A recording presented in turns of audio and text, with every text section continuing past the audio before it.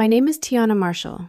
I am 68 years old, and for most of my life, I held on to one thing like it was gospel: that the love you pour into your children comes back to you. Not as money, not as a favor owed, just as love, quiet, clean, enough. I was wrong. Not about love, about people.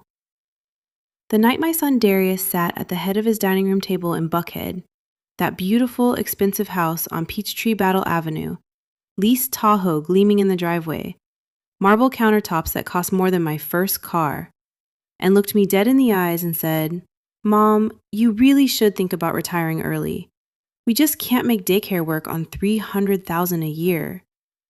That was the night I realized I had almost disappeared from my own life. $300,000 a year, and they couldn't afford daycare. Before we go any further, settle in, get your coffee, maybe your tea. What I'm about to tell you took me 68 years to understand, and I'm not rushing a single word of it. It was a Tuesday in late October. Atlanta fall does something soft to the air. Not cold enough for a heavy coat, but cool enough you tuck your hands into your cardigan and feel almost peaceful walking to someone's front door. I drove 25 minutes from my house on Cascade Road in southwest Atlanta, down I-20, past exits I've known since before Darius could walk. Turned into the long driveway on Peachtree Battle Avenue just as the porch lights clicked on. I remember sitting in my car for a moment before I got out. Just a moment, the engine ticking as it cooled, my oxblood bag on the passenger seat, the red folder tucked inside it. I looked at the house, all those lit windows, warm and golden from the street, and I thought about the woman who had driven the same route for the past 14 months, bringing casseroles and staying late, folding laundry and rocking a baby, believing every single time that she was doing it for love. She wasn't wrong, but she was only seeing half the picture. I picked up my bag and went inside. The house smelled like rosemary chicken and candle wax. Brianna stood at the stove in a $400 midi dress, stirring something slowly, smiling like a woman without a single complicated thought in her head. Her mother Monique sat at the island already, bracelets stacked to her elbow, nodding along to a story nobody had started yet. The baby monitor hummed on the counter, little Micah, 10 months old, making those soft sounds babies make between sleeping and waking. Darius came downstairs in his good blue shirt, sleeves rolled up, kissed my cheek, pulled out my chair. It looked exactly like a family dinner. I sat down, unclipped my old oxblood leather bag, the one I've carried 11 years, the one my sister calls outdated and I call reliable, and set it by my feet. Put on my reading glasses. Old habit from 30 years in bookkeeping. The chicken was good, the conversation was light, and then, about 15 minutes in, Darius set down his fork and said those words. On my way in, I'd noticed the Montessori deposit confirmation on the refrigerator. $5,000, held in place by a little ceramic pineapple magnet. And I remembered, clear as a text that had just arrived, that 7 months earlier, Brianna had messaged me, casual as anything, asking what the rental market looked like in my neighborhood. My neighborhood. They thought the worst part of this evening was going to be my answer. It wasn't. The worst part, for them, was already printed, tabbed, and paper-clipped inside the folder at the bottom of my oxblood bag. They just didn't know it yet. There's something I've come to understand about the way certain people ask for help. They don't come uncertain. They come having already decided, and the asking is just the last formality before the taking begins. Darius and Brianna hadn't sat me down to have a conversation. They'd staged a scene. And when I looked around that dining room, the candles, the good dishes, Monique already nodding before anyone had spoken, I understood with cold, clarifying certainty that every prop in that room had been arranged for my benefit. Not to honor me, to soften me. Tell me honestly, if someone you loved came to you with a plan already made without you, would you speak up right then? Or would you wait and prepare like Tiana did? Drop your answer below. I read every single one. It didn't start that Tuesday. Looking back, I can trace the whole thread clearly now. The way you can only see a path after you've walked every inch of it and turned around. It started the week Micah was born. Brianna sent me a photo from the hospital, that tiny boy, that beautiful boy, with a message underneath. He already needs his grandma Tiana. I cried at my kitchen table on Cascade Road, right there under the yellow light above the sink. Happy crying, the good kind. I thought it was the beginning of something sacred, a grandmother and her grandson. Saturday mornings with picture books, teaching him to stir batter without flinging it at the ceiling, the way Darius always did. I didn't realize that at the same time, somebody was already running the numbers. The pressure started quietly, the way pressure always starts. A photo here, a sweet message there. Brianna sent pictures of Micah nearly every morning, the baby grinning, the baby rolling over, the baby reaching for something off camera. I loved every single one. I'm not going to pretend otherwise.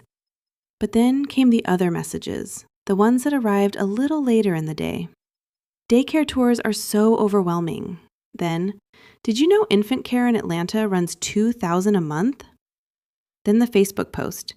Indirect, carefully worded, never naming anyone, but everyone who knew me could read between every line. About family members who put themselves first while babies go without their grandmothers. My friend Dorothy from Cascade Hills Baptist called on a Thursday morning. I was on the porch with my coffee, watching the squirrel lose the same argument with my bird feeder it's been losing for 4 years. Dorothy said, "Tiana, honey, did you see what Brianna posted?" I hadn't. I went inside, read it twice, set the phone face down on the counter, and stood very still for a long moment. I knew what that post was. I'd seen that move before, not from Brianna, but from the world. From bosses who made you feel guilty for taking a sick day. From neighbors who framed every boundary you set as selfishness. The public post wasn't about me. It was about the audience. It was about making sure that before I said no to anything, I'd already been painted as the kind of woman who didn't care about her own grandchild. Social pressure as a setup. Reputation as a weapon. That evening, I opened my laptop and pulled up 3 months of bank statements. I'm a bookkeeper, have been for 31 years. Numbers don't lie to me. They don't smile and say what I want to hear. They just sit there, patient and exact, waiting for someone to pay attention. What I found made me sit back in my chair and stare at the ceiling for a solid minute. Beginning the exact month Micah was born, there was a recurring transfer leaving my account. $1,800 a month. Every month, without exception. I'd authorized it nearly a year earlier. Darius said it was covering a temporary shortfall after their house closing. Temporary. We'd shaken hands on temporary. But the memo line, the small notation most people never bother to read, had been quietly changed. It no longer said family support. It said child care grandma. Someone had reclassified my money, made it look, on paper, like I was already being compensated as a child care provider for a role I'd never agreed to take.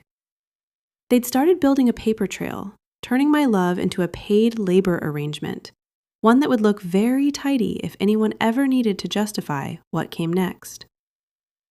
What strikes me now is how deliberately that memo change was made. Not in anger, not impulsively, with patience.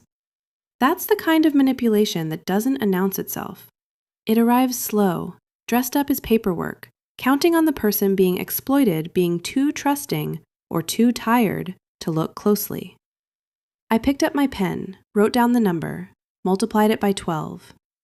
$21,600 a year, leaving my account. I thought about the cereal I bought in bulk when Darius was 9, between my second and third jobs. The generic brand. The big yellow box.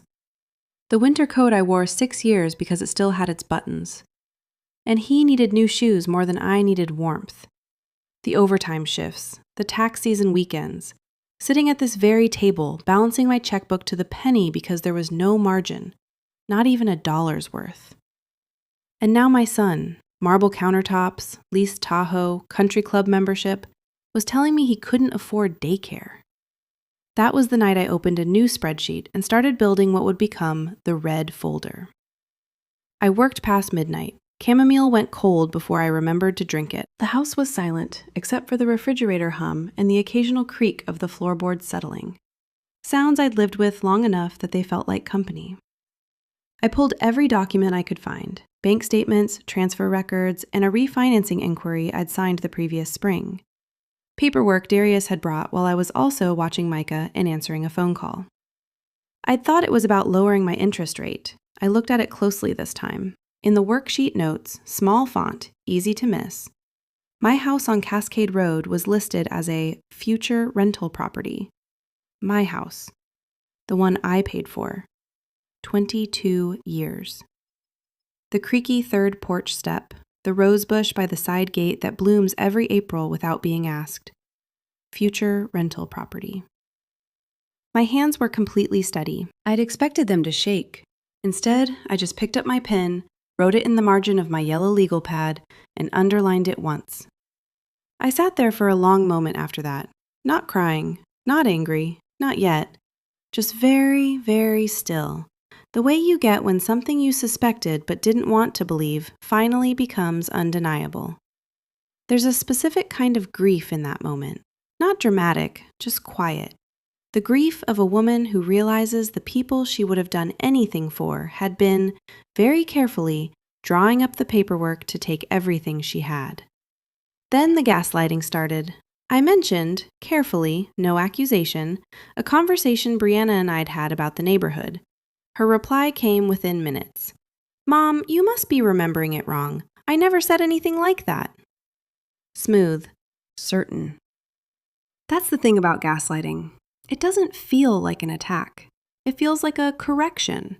It makes you question your own memory, your own mind.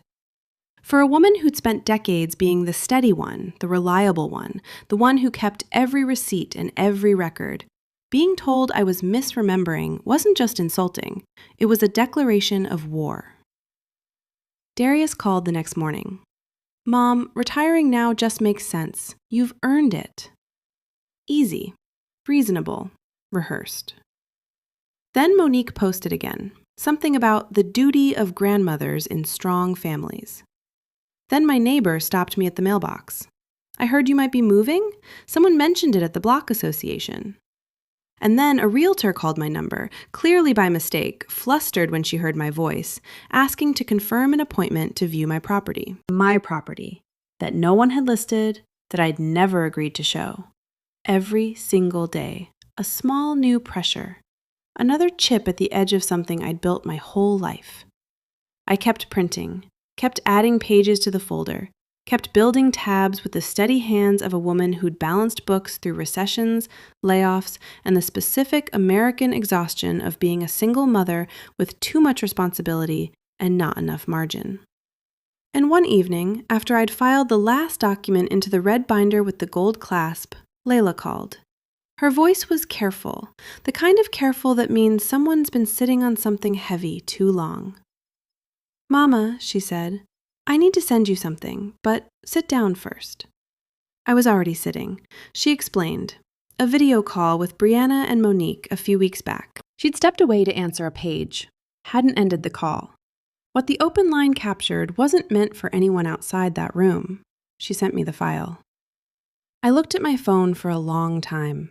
Then I created a new tab in my spreadsheet, labeled it Tab 3, and left it empty. I didn't open the recording that night, but I knew exactly when I would. There was one number in that binder that made the hair on my arms stand straight up, and I hadn't even reached the last tab yet. The second dinner was Darius's idea. He called it a follow-up conversation. Those exact words. Follow-up conversation. Like I was a client he needed to circle back with. Like the first dinner had been a preliminary meeting and now we had to move to the next agenda item. I said I'd be there. I spent the 2 days before that dinner doing what I always do before something important. I checked everything twice. I reread every tab. I made sure every number was current, every source was documented, every page was in order. I'd been in enough difficult rooms in my life to know that preparation isn't just about having the right information. It's about not leaving yourself a way to back down. When you've done the work, when it's all there in black and white, There is nothing left to second guess. You either walk in or you don't. I walked in. Same drive, same exits, November air, cooler this time. Brianna's hydrangeas in the front bed had been cut back to bare stems. Someone had finally gotten to them. I carried the red folder in my right hand, ox blood bag on my left shoulder. Inside, standing rib roast, tall ivory taper candles, the ones Brianna only brought out for company she needed to impress. Table set beautifully, cloth napkins, good water glasses, Monique already seated, bracelets stacked, filling the silence with something about her church choir's Christmas program. Micah's monitor on the sideboard, that soft, familiar hum. Darius pulled out my chair. I sat down, placed the red folder on the table in front of me, not in my lap, not tucked away. Right there on the white tablecloth, next to the bread basket. Didn't open it. Everyone looked at it.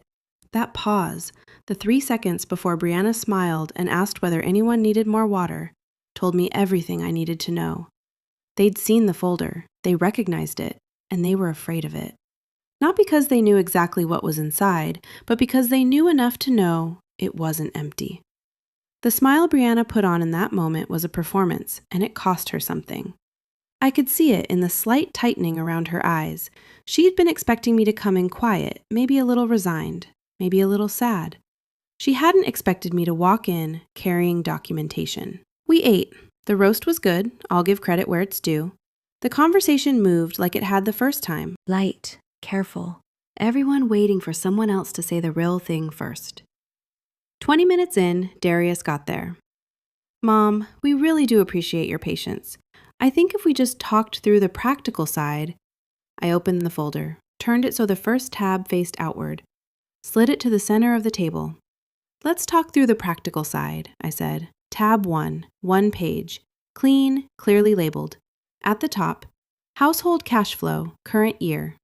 Line by line, gross income, $312,000. Monthly take-home after tax, mortgage, Tahoe lease, gym membership, country club dues, $640 a month. Quarterly meal delivery subscription, every number sourced. At the bottom, in bold, estimated available for childcare after current discretionary expenses, $2,340 per month. Average monthly infant daycare in the Atlanta metro that year? $1,600 to $2,200. They'd always had the money. With this income, I said, voice level, you can afford quality daycare if you drop the Tahoe lease and pause the club membership for a year. This isn't a financial crisis, it's a boundary crisis. Brianna's jaw tightened. Those numbers are outdated. Things have changed. I turned to the second sheet inside tab 1. This document has Darius's signature, I said, dated last Thursday. Tahoe lease renewal paperwork. Came in a shared email thread about a separate matter. I'd read what was attached. Completely legal, completely documented. Darius reached for his wine glass. Hand caught the stem wrong, glass tipped. Red wine spread across the white tablecloth in a slow, dark bloom. Nobody moved. Nobody breathed. The only sound in that room was the faint crackle of the baby monitor and the settling of the house around us. That wine spread like it had somewhere to be, bleeding into the white linen, and not one person at that table reached for a napkin. They were all looking at me. He set the glass upright, didn't look at me. I turned to tab 2. This one, I said, is harder to look at. 31 years in bookkeeping gave me the methodology. Bureau of Labor Statistics gave me the numbers. Full market rate value of the arrangement they'd been proposing. Full-time childcare, household support, 5 to 6 days a week. Lost salary from my own part-time work, foregone benefits. Market rate for a professional in-home childcare provider in Fulton County. The figure at the bottom, $254,000. That's what you were asking me to give up? At market rate. That's the check you were asking me to write to this family, under the heading of love and family duty. The room went still. Brianna's expression had settled into a careful blankness that took visible effort to hold. Monique was staring at the tablecloth. Darius had both hands flat on the table, perfectly still, like a man bracing for something he couldn't stop. The monitor crackled. Micah, a soft half murmur, shifting but not waking. I excused myself, walked to the living room, lifted him gently from his bassinet. He settled against my shoulder immediately, warm and solid, that specific baby weight that feels like trust made physical. His fingers curled near my collarbone. I pressed my lips to his forehead and stood there a moment longer than necessary, breathing him in, baby shampoo and warmth and innocence, before laying him back down and tucking the blanket up under his chin. When I came back to that table, everyone was exactly where I'd left them, frozen, waiting. I sat down, folded my hands on the table, looked at my son. I raised you on generic cereal and double shifts and one winter coat I wore 6 years because you needed shoes and I didn't need vanity.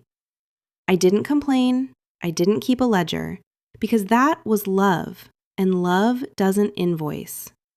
But what you're asking me to do now is hand over $250,000 in labor and my family home and call it my duty. And I need you to hear me say, plainly, that I will not do that. Darius put his face in his hands. Brianna started to speak, stopped. The words, whatever they were, didn't come, and in that silence, something shifted. The performance was over. What was left at that table was just the truth, sitting there among the good dishes and the melting candles and the wine-stained cloth, waiting to be acknowledged. Monique picked up her water glass and set it back down without drinking. What was happening at that table wasn't simply an argument about money. It was the moment a family was forced to see itself clearly, maybe for the first time. There's a particular kind of pain that doesn't come from cruelty. It comes from recognition.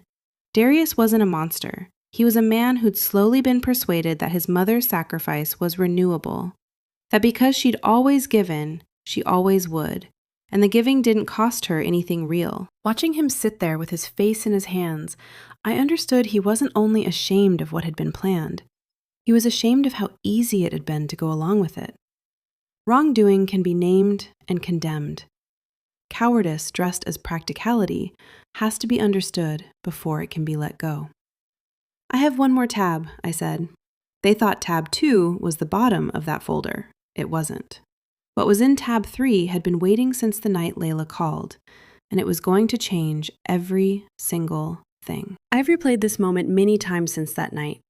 The way the ivory candles flickered when I reached for the next page, the way Monique's bracelets went completely quiet, the way Brianna set her fork on the rim of her plate with a small, deliberate click, and watched me with the expression of someone already calculating her next move.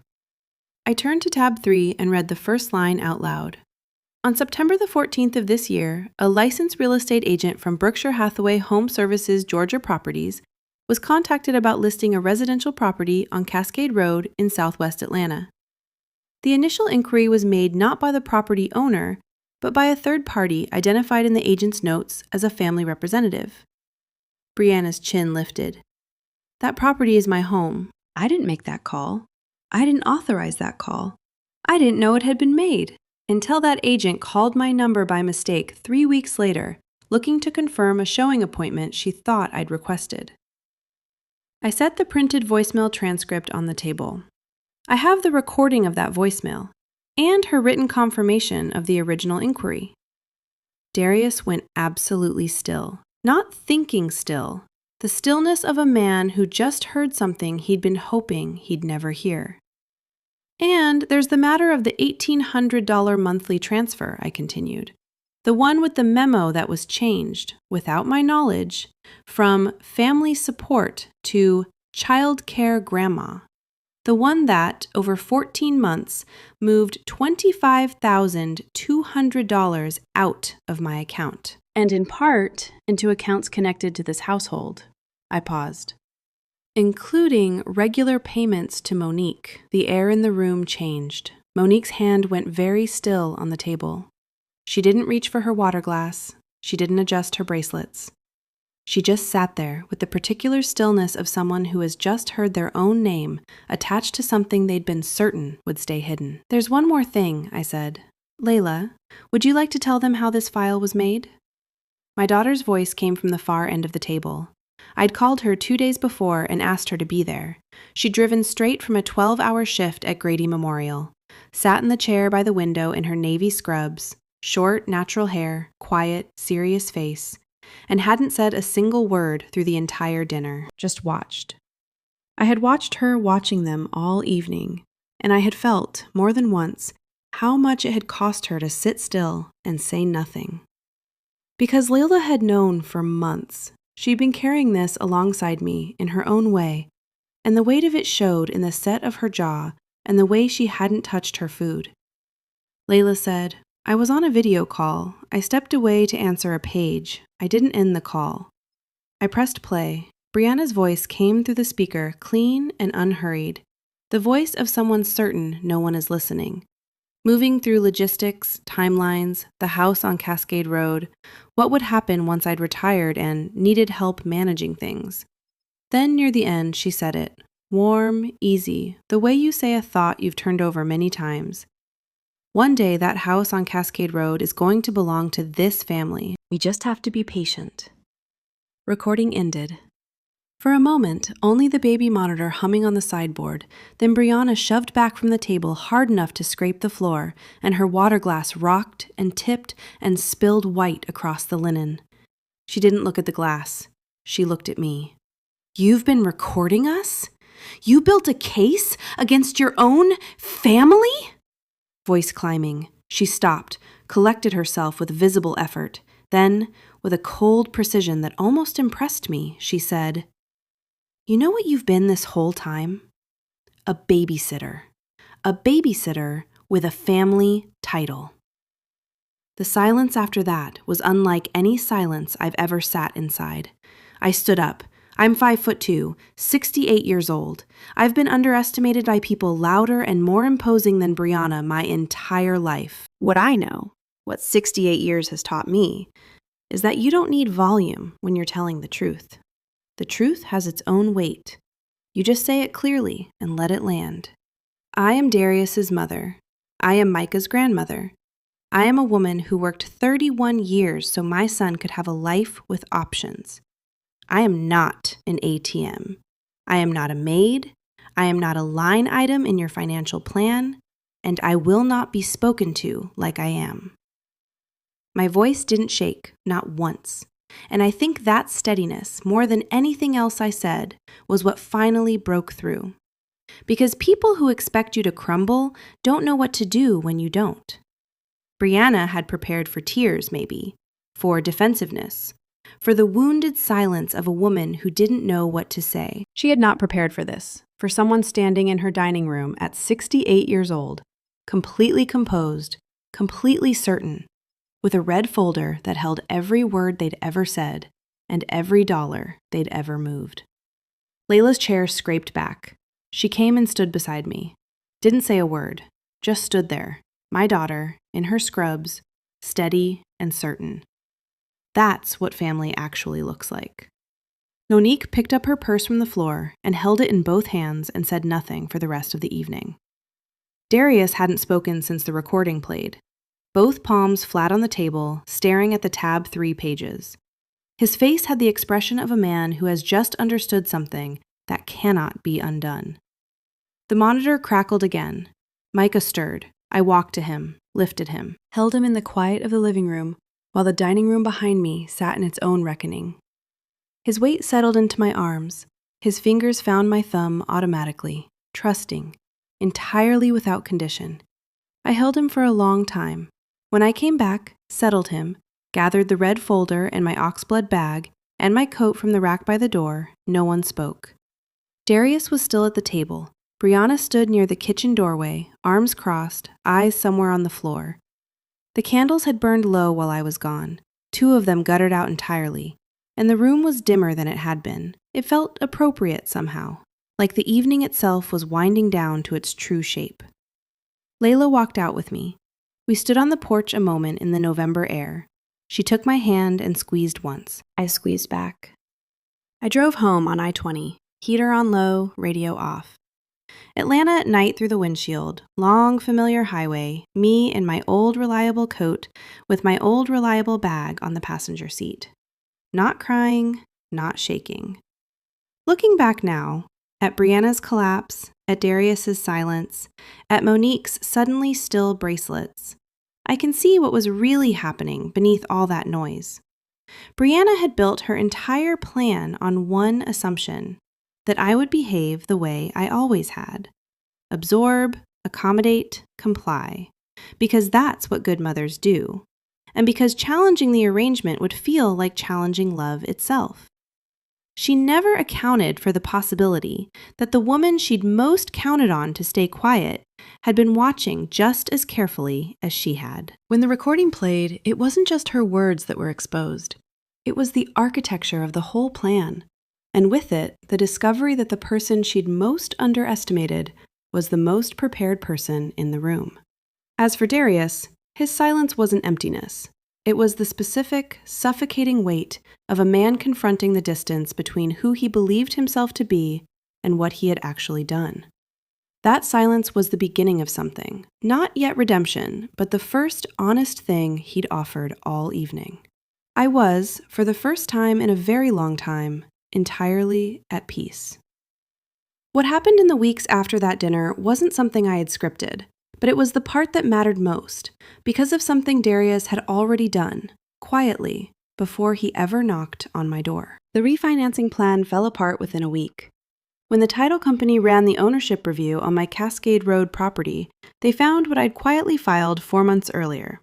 An ordinary Tuesday afternoon at the Fulton County Courthouse. No announcement, didn't tell a soul. I placed the house into a revocable living trust. My attorney, Patricia Graves, 9 years handling my estate planning, a woman I trusted with my paperwork the way I trust very few people with anything, had helped me structure it carefully. The property wasn't available for refinancing without my documented consent, not available for anyone's financial strategy. Protected by a specific clause that voided any transfer made under documented evidence of manipulation, undue influence, or coercion. Patricia hadn't blinked when I asked her to include that clause. She'd just typed it.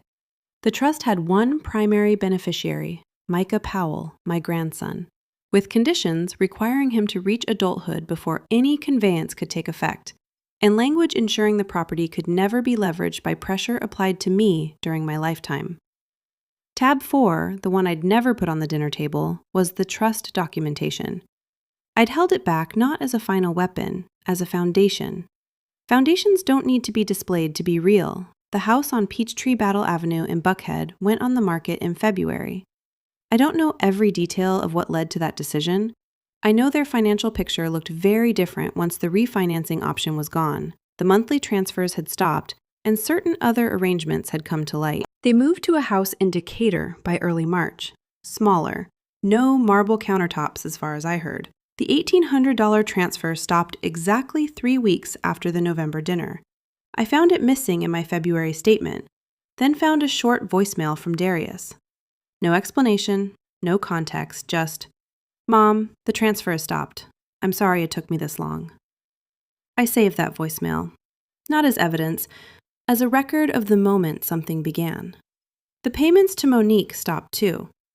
I didn't ask how that conversation went, didn't need to know. It was a Saturday morning in early April when Darius came to my porch. I was in the blue reading chair by the front window, watched his car pull to the curb on Cascade Road, watched him sit in it for 5 full minutes before he opened the door. He walked up the path with his hands in his jacket pockets and stopped at the base of the steps.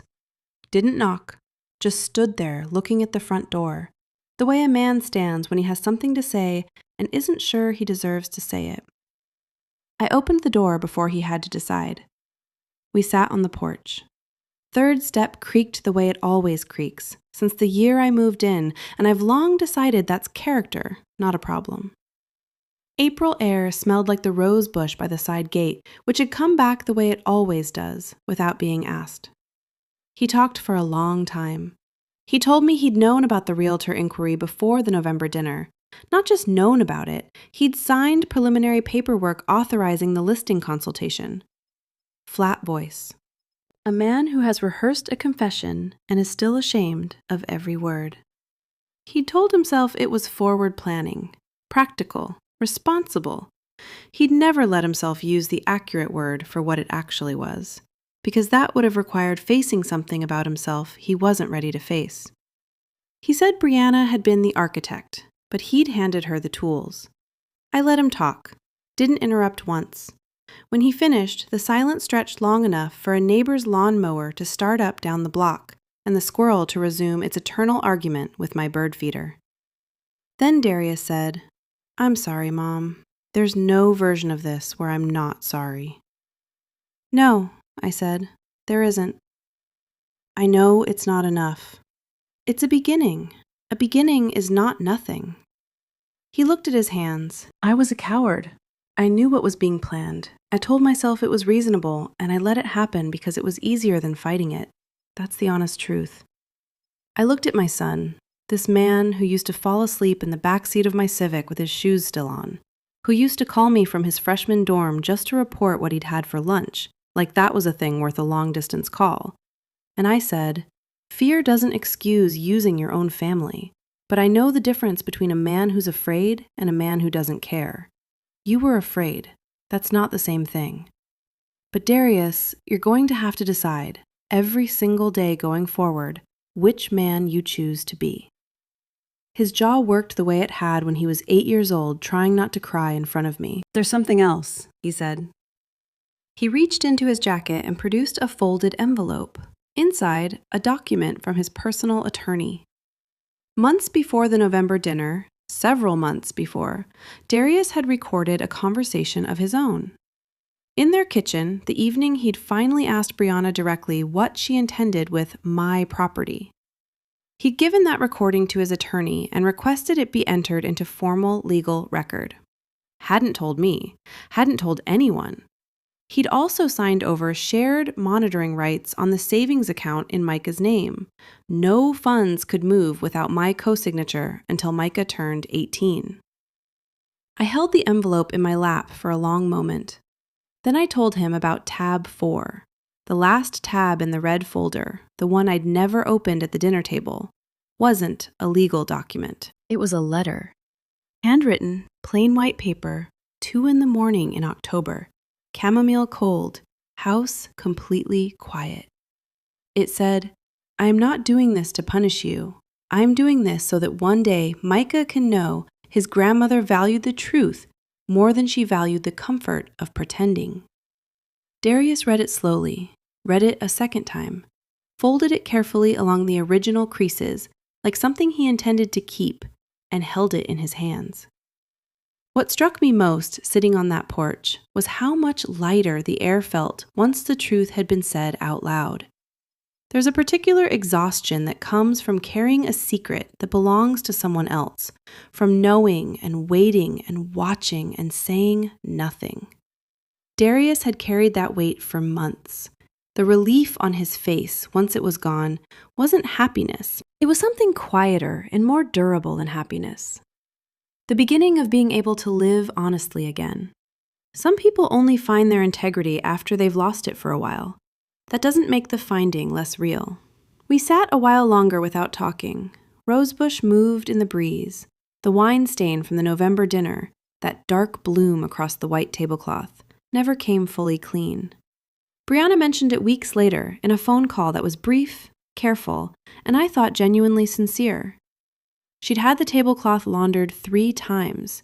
Still there, just lighter, a ghost of what it had been. I told her some stains work that way. They don't disappear. They become part of the fabric. She was quiet a moment, then she said, "I understand what I did, Tiana." Just that. No performance. No explanation. I told her I heard her, and that, for now, was enough to begin with. What I did the following Saturday morning was the simplest thing I'd done in months, and it was the truest moment of everything that came after. I still watch Micah on Saturday mornings, not because anyone arranged it, not because of any agreement or transfer of funds, because I want to. Because when I come through that door, he reaches for me before he reaches for anything else in the room, and he thinks my reading glasses are the funniest invention in human history. Every single Saturday, like he's seeing them for the very first time. I sit in the blue chair and read him the same picture books I used to read Darius. He doesn't understand a single word yet, but he watches my face while I read. Steady, trusting, entirely present. That's more than enough. That's everything, actually. Layla comes by most Sunday evenings. She brings food she has no business cooking after a 12-hour shift and cooks it anyway. Usually something with sweet potatoes, because she knows I love them. And because she's the kind of person who remembers what you love and shows up with it without being asked. We sit at the kitchen table. We talk.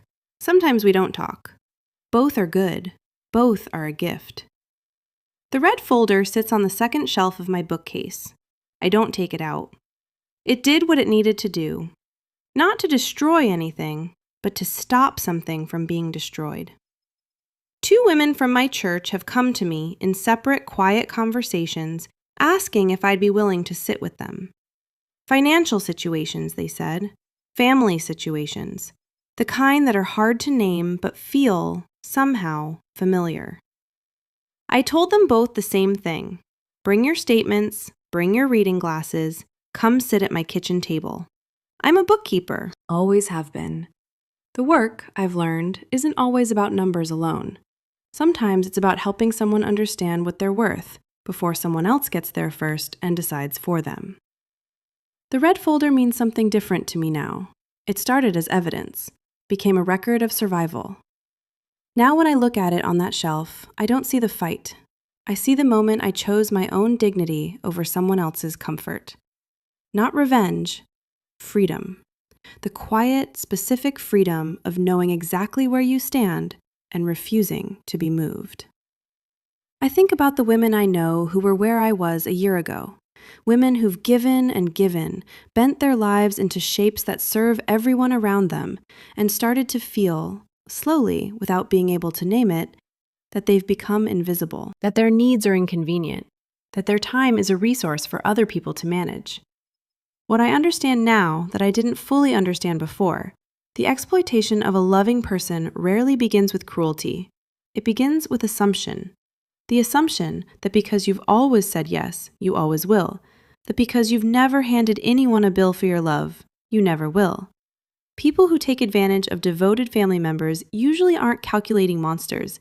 More often, they simply stopped seeing the person in front of them, started seeing a function, a resource, a solution. Keeping that from happening isn't selfishness, it's self-preservation, and self-preservation, done with dignity and documentation, is one of the most powerful things a woman can do. Your love is a gift you choose to give, not a transaction, not collateral, not a line item in someone else's budget. The moment someone treats it like a debt you owe, that's the moment to put on your reading glasses and open the spreadsheet. I didn't bring that red folder to the dinner table to destroy my family. I brought it to show my family and to show myself that the truth is a record.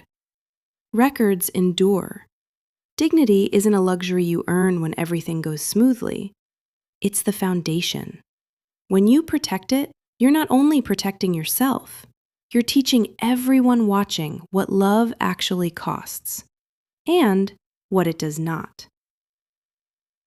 Micah is nearly 14 months old now. 4 teeth, an opinion about everything, a laugh that starts in his whole belly and works its way up. He grabs my reading glasses right off my face and waves them like a victory flag. And I let him, every single time, because the sound he makes when I reach for them back is the best sound I've heard in years. I closed the red folder a long time ago, drove home on I-20, walked into my kitchen on Cascade Road, turned on the yellow light above the sink, made myself a fresh cup of chamomile. This time, I drank it while it was still warm. There's one thing I've never told anyone until now.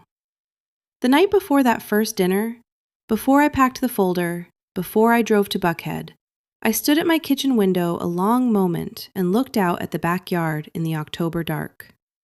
The rose bush just a shape in the shadow, the bird bath full from the week's rain. And I thought, if you have to fight for your own dignity, fight clean. Fight documented. Fight with your glasses on and your folder tabbed and your voice steady, because the truth doesn't need your volume. It only needs your courage. Then I picked up my bag, turned off the kitchen light, and drove toward Buckhead.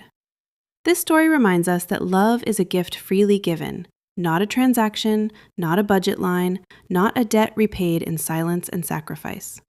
It reminds us that a woman who spent a lifetime pouring herself into her family still has every right to pour something into herself. It reminds us that the most powerful thing you can carry into a difficult room isn't anger, isn't volume, isn't desperation. It's the truth, fully prepared, laid down with quiet and steady hands. The red folder was never about revenge. It was a grandmother teaching her grandson, before he could understand a single word, that dignity is the most valuable inheritance anyone can leave behind. And Tiana Marshall left it standing.